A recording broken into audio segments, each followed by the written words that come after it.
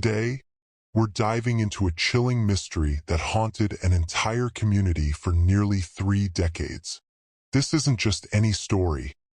It's a tale of faith, betrayal, and a tenacious fight for justice. The shocking murder of a 21-year-old nun remained unsolved for 28 years until a key witness emerged. What really happened that night? And how did a petty thief end up holding the final piece of the puzzle? This is the gripping story of Sister Abhaya, whose quest for justice stretched across almost 3 decades. In 1992, the serene town of Kottayam, Kerala, was home to St. Pius X convent, a place where young women came to study and serve. Among them was Sister Abhaya, a dedicated young nun preparing for her upcoming exams. Determined to excel, she set her alarm for an early morning study session. At 4 a.m., after greeting a few friends, Sister Abhaya took a break to refresh herself. She left her books in her room and headed to the convent kitchen. But when dawn broke, Sister Abhaya was nowhere to be found.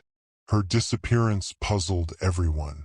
Soon after, the convent was in a panic. Her slipper was found near the kitchen, along with an open water bottle and spilled water. Then, another slipper was discovered near the convent's well. When they peered inside, they were horrified. There lay Sister Abhaya's lifeless body. As news spread, the convent was plunged into sorrow and disbelief. Just the previous night, they'd shared a meal, laughed, and made plans. Now, their friend was gone under the most mysterious circumstances. Local police were called, and Officer V.V. Augustine documented the scene, photographing the evidence and sending Sister Abhaya's body for autopsy. The autopsy raised more questions.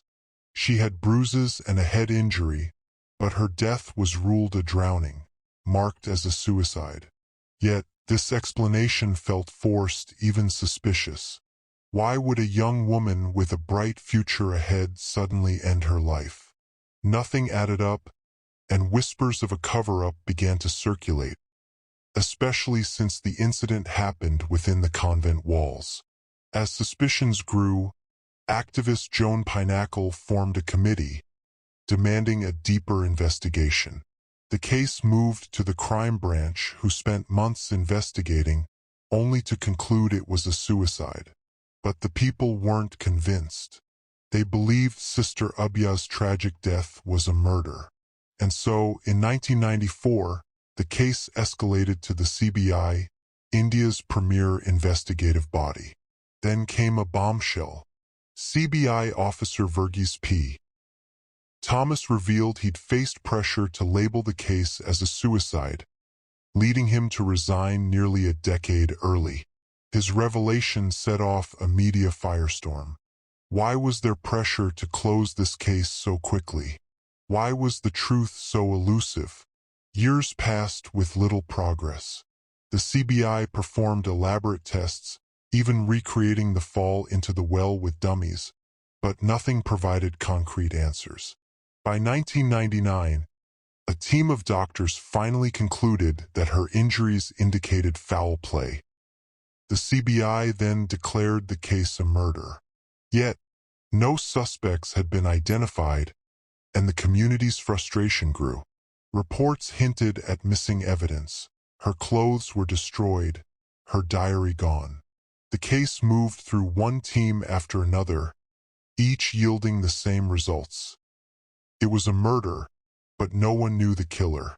In 2007, after 15 years of unresolved questions, a shocking witness came forward, a petty thief named Raju. He claimed he was at the convent that night to steal, but what he witnessed was beyond anything he could have imagined. He had seen 2 priests, Father Thomas Kadawar and Father Jose Puthrakale, along with Sister Sephi, acting suspiciously in the early hours near the kitchen. Afraid his own crimes would be exposed, he kept silent until now. With Raju's confession, The CBI zeroed in on Father Kadawar, Sister Sefi, and Father Jose. Yet the defense discredited Raju, citing his criminal history. Even after enduring police torture to implicate himself, Raju held firm, refusing to give in. In a final twist, the court ordered narcoanalysis tests. But when the test results arrived, they were found tampered. Despite these obstacles, the truth finally broke through in 2020.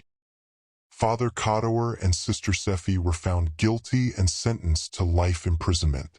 Justice, though delayed, had been served.